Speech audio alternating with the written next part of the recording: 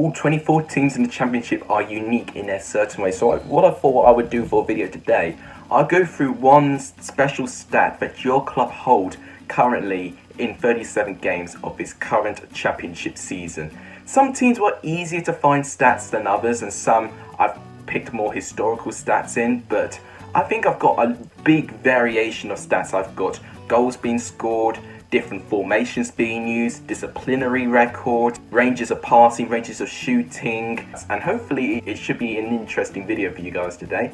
So if you guys like what you see, want to see more championship content, please make sure you do give this video a like. It is tremendously appreciated. Please subscribe if you haven't done, if you're new around here. All of that would really make my day. And please share the channel to as many people as you can. All of that would really make my day. I'd really appreciate it. But without any further ado, let's crack through all 24 championship teams. I'm going to go from 1st place to 24th place and tell you a unique stat by all 24 clubs. Leeds United, they have got the best average possession of the whole entire league. They're in fact the only side that have cracked over an average of over 60% possession per game, which I think is actually quite extraordinary. It goes to show how consistent Leeds United have been. I believe Fulham are 2nd place with 55% or something. So Leeds have remarkably stayed so consistent, especially with all the games home and away. It goes to show why Leeds are being so dominant this season. With West Brom, they've got a really good stat. They've actually held the longest unbeaten streak out of all 24 teams in the championship, stretching to 14 games. That stretches over a third of an entire season. To stay that long being unbeaten is quite extraordinary. It's how West Brom have managed to keep on the chasing pack in the promotion places. They lost that unbeaten streak when they lost against Middlesbrough. You can't undermine West Brom's quality, and for that they managed to stay unbeaten for this long. And they had tight moments, especially I think back to when they played against Birmingham St Andrews. That was put under threat a couple of times, but West Brom kept well, and Charlie Austin and so many other players in that squad kept West Brom's unbeaten streak alive.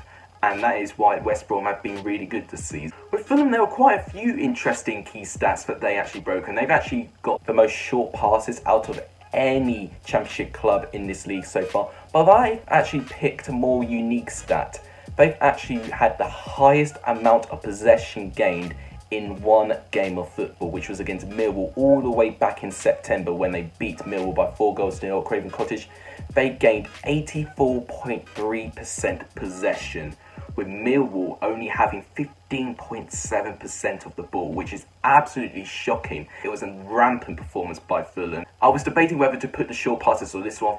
This one for me actually really sticks out for how intimidating Fulham can be. So that's why I picked that stat. With Brentford, once again, there were quite a few ones that I could have picked. They scored the most goals in open play, but I'm actually going to pick them having the biggest win of the season so far when they managed to beat Luton Town by 7-0. Josh De Silva having a hat-trick in that game. All of Brentford were absolutely terrific, with Luton not really managing to get into the game, although they managed to get more possession than Millwall did when they lost 4-0 against Fulham. But when you beat a side by 7-0, you know you've got a lot of firepower up front, and I thought Brentford deserved that, judging by the amount of goals they managed to score this season. With Nottingham Forest, it was a little bit difficult for me to find a unique stat, but I will give you something unique about their current league position. Their current position right now, 5th place, and their points total, 60 points, is actually their highest ever league position and best points tally at this stage since 2009-10 season. They're currently on 60 points in 5th place. In 2009-2010, they were 3rd place at this stage in 37 games with 64 points.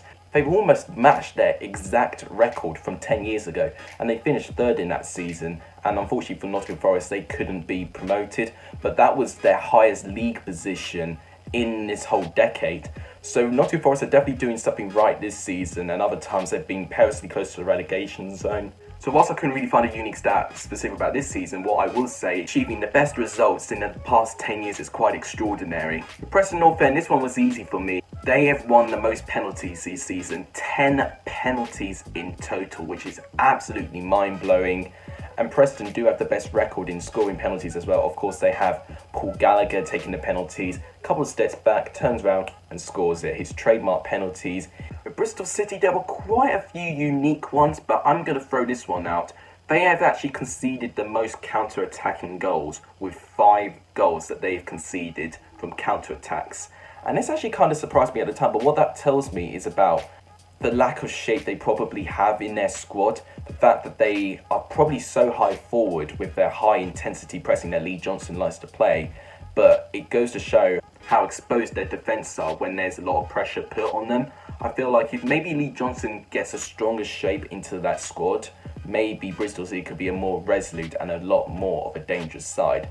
But the most counter-attack goals being conceded of 5 as well. It's not that many goals, but I was surprised to know that Bristol City actually conceded the most counter-attacking goals this season. Millwall, they've used the less players this season, only using 24 players from the whole season from the start to the end. If you want to find out the squad that's actually used the most players, you've got to look at Stoke using 33 players, which is absolutely outstanding. But as with Millwall, they've used the less amount of players in the whole season with only using 24. And it doesn't surprise me actually. They've got one of the more consistent starting 11s. They've not had too many problems from injuries either, so they didn't have to really search the depths through their squad to try and throw a few not many first team players into the starting 11. So in that circumstance, I understand why they've actually won that. With Cardiff, they've actually got quite an unwanted record, and it's a record I do remember quite vividly when they were in the Premier League as well. They've actually got the worst pass success rate percentage with only 64%. And I do remember when they were in the Premier League, they were over like 15% worse than the second worst team in their pass success rate when they were in the Premier League. So weird scenario, but that's actually kind of continued into the Championship, and that is something I feel like Cardiff do need to improve. They do have a unique way of playing. They don't string a lot of passes together. They normally loop a lot more long balls going forward and play a lot more on the counter attack. They don't play like Fulham with small intricate passing. But I feel like if their pass success rate was to improve quite a lot more, Cardiff could be a really threatening side. With Blackburn, once again with Nottingham Forest, there wasn't really a unique stat that stood out, but what I will say, this is Blackburn's best league position and points tally at this stage since 2015. So with Nottingham Forest, this is their best position in 10 years. With Blackburn, this is their best position and points tally in 5 years, since 2015 when they managed to get 54 points at this stage. They've got 53 points right now, so they're only 1 point off, and they're actually both 10th place in this stage as well. If they can string a couple of wins together, maybe they can even improve on that, because Blackburn in that season did manage to make it to the playoffs. They managed to finish in and around mid-table. With Swansea, this is not the most interesting stat in the world. They've actually used the most long passes per game, tied with West Brom actually, with 59 long passes a game, which is absolutely mad. With Derby County, this stat's a little bit confusing to describe, but I'll try and describe it. They've actually got the highest percentage of attacking through the middle out of all Championship teams, with 29% of their attacks circulating through the middle of the park. And I think that has been a huge contribution to Wayne Rooney coming in, because of course he's a central attacking midfielder who can also play as a centre forward, pushing the team forward. And I think since him coming in, Derby have had a lot more options, a lot more width about them as well. They can attack from the middle, but they can be really effective on the left with Tom Lawrence, and they could really put teams under pressure now. And I think now that Derby are strong in at least 2 of the 3 attacking areas now, Derby are a much more threatening side. Queen's Park Rangers, this is one that's interesting. They've actually scored the most home goals this season. Queen's Park Rangers have had a lot of fun at their home games, scoring 37 home goals this season, which is absolutely manic.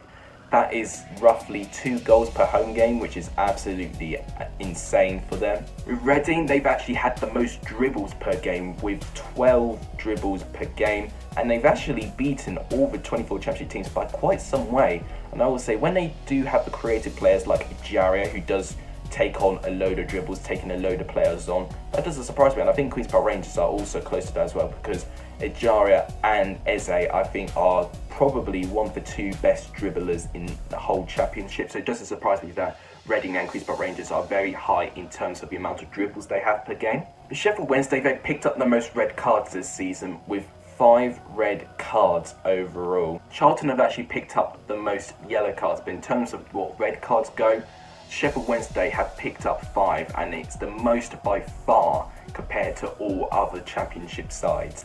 They're going to have to sort out a disciplinary record. With Birmingham, once again, there was not really a striking stat that got me, but one stat I did find out the other day, which I think is quite insane, is that Birmingham already have scored more goals than they did in the whole 2016-17 season by 3 goals. They only scored 45 goals the 17 season when they were under Gianfranco Zola and Harry Redknapp. They've scored 48 now under the assistant manager Pep Clotet, and already they've outscored that squad in the 2016-17 season. Stoke City, I'm not too sure if this stat is completely 100% accurate, but I think it's a really insane stat regardless. If I'm right in saying, I think Stoke have used the most different formations out of all 24 championship teams. Let me read you out all formations that Stoke have used. In 10 games, they've done 4-3-3. 9 games, they've done 4-2-3-1. 3 games, they've done 4-5-1. 3 games, they did 3-5-1-1. 2 games, they've done 4-3-1-2. In 1 game, they did 4-1-4-1. In 1 game, they did 5-3-2. And in 1 game, they did 4-4-2. So Stoke have definitely tried a lot of stats. Clearly, I think most of those were under Nathan Jones, trying to change the tactics and to try and find a way for Stoke to start winning consistently. Yes, 9 different formations. It's not been easy for Stoke players to adapt, but I think they finally found a formation that they like to stick to. With Huddersfield, Wigan also have this stat as well. They've had the most set-piece goals conceded with 19 set-piece goals conceded. I mean, I remember the Premier League last season, they were really poor in trying to defend set pieces. Every corner that went in for Huddersfield, I'd think that they would be under threat a lot of the time. And that has been the same story this season. And Wigan do have those same problems as well. Set pieces is not their strong point. And once Huddersfield can improve that, I think Huddersfield can be a very strong and capable side in this championship. With Middlesbrough, they've got a unique stat. They've actually conceded the most own goals with 4 own goals, a joint with West Brom actually. And I think Daniel Ayala contributes to a few of those own goals as well. Only 4 though, so it could have been worse for Middlesbrough. I thought it was a unique stat to throw in there. With Wigan, I was tempted to give Huddersfield's stat to them, but I think a more striking stat for me with Wigan is that they've scored the less goals in open play. Middlesbrough currently are still the team that have scored the less goals, but Wigan have scored the less goals in open play, with only 18 goals being scored. That is under half a goal a game, which is absolutely staggering in my opinion, especially to be a competing championship club to have that record. But Wigan definitely have improved recently, and I think if they can get their goals tally up and start well in the next season, Wigan could be a very dangerous side going forward and could be a side that could fight for maybe the top half of the table if they keep their signings and maybe improve the depth of their squad. Hull City, of course, they're not in a great position right now, but one record that they do get to take with them is that they've scored the most counter-attacking goals with 6. Now the problem with that is, for ones that really set up the counter-attacks and the one that really contribute to that are Kamil Grzycki, Jared Bowen. They're really pacey wingers from each side of the pitch, so either way it spreads the width and it really puts defenders under pressure. When you take that pace away from both wings, a counter-attack is not going to be nearly as threatening for Hull as it was with those 2 players there, which I think is why they've struggled. They've not really been able to play a certain way without those 2 influential players being there. And amidst this long break they have right now, Grant McCann needs to find a way for Hull play moving forward. If they don't in their last 9 games and they underperform, Hull could be in serious danger of relegation, and considering how little they've actually spent in the Championship since their last Premier League stint, this could really cripple them financially if they don't do it right. But a good stat to keep with them, the most counter-attacking goals. With Charlton Athletic, this one surprises me a little bit, especially with the type of manager they have as well. They actually have the fewest shots per game, with only 8.9 shots a game. They've actually faced the most shots per game as well. So Charlton right now, statistically, if you think about it, with the fewest shots per game and the most shots faced per game, they are statistically should be the worst team in this league. But the reason why they're not is that they've taken some of their chances, especially at the beginning part of the season, keeping a few clean sheets. But right now, the cracks are starting to show, and Lee Bowyer definitely needs some stability, and definitely the whole team needs to dominate and dictate play a lot more. Dictate play, allow them to dictate play like he did back when he was at Leeds. If we see a little bit of that from Charlton can easily improve. We've got 2 more teams left with Luton Town. This one was a little bit difficult for me once again, although what I will say, Luton at this stage of the season have conceded 71 goals, the most goals conceded out of all Championship clubs in the Championship. But to even be a little bit more unique, it's the most goals that a club has conceded at this stage since Rotherham in the 2016-17 season, when they conceded 82 goals at this time. So they are 11 goals below Rotherham's total right now, and if Luton really fall apart and are spineless in their last 9 games, they could even overtake Rotherham. But my Championship predictions say what they think that they're going to say, and Luton go on the run. I don't think Luton will overtake Rotherham. I mean, being 11 goals behind is already quite staggering. There was a certain time this season where Luton were just losing game after game where you thought Luton could potentially overtake Rotherham. But their recent run of form and the amount of clean sheets that they managed to keep at that time as well has now increased the gap significantly. So yes, they conceded the most goals in the Championship, but it doesn't look nearly as bad as it was probably 10 games ago. And finally, with Barnsley, they had the longest winless run with 17 games. Since the opening game of the season where they beat Fulham by 2-0, they struggled. They could not win their next game in 17 games. They had to wait until they played against Queen's Park Rangers, and eventually they won that game by 5-3, and that was the second game that they managed to win. It was their first win under Gerard Struber, and Barnsley have now given themselves a fighting chance to try and survive. Even though I predicted that they'll get cut adrift, they have every chance. So does every team in the relegation zone right now, have every chance of surviving the season. So there you have it, guys. This is a unique stat from all 24 Championship clubs. If you guys enjoyed this video and you liked what you see, please make sure you do give this video a like. It is tremendously appreciated. Please subscribe if you haven't done, if you're new around here, or if you haven't done, all of that would really make my day. And please share the channel to as many people as you can. All of that would really make my day. If there's anything you want to ask me outside of YouTube, my Twitter is always at the bottom right hand side of the screen. Follow it if you wish. But I think that wraps it up. Thank you guys so much for watching. You guys are legendary if you saw the end of this video. Hopefully this will be a good video whilst we're currently in quarantine. And as always, take care.